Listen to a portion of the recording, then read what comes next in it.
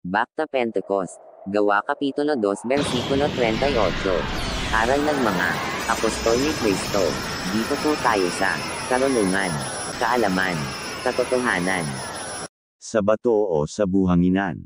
Ayon sa Mateo Kapitulo 7 versikulo 24 hanggang 27, kaya't ang bawat nakikinig at nagsasagawa ng mga salita kung ito ay maitutulad sa isang taong matalino na nagtayo ng kanyang bahay na ang pundasyon ay bato.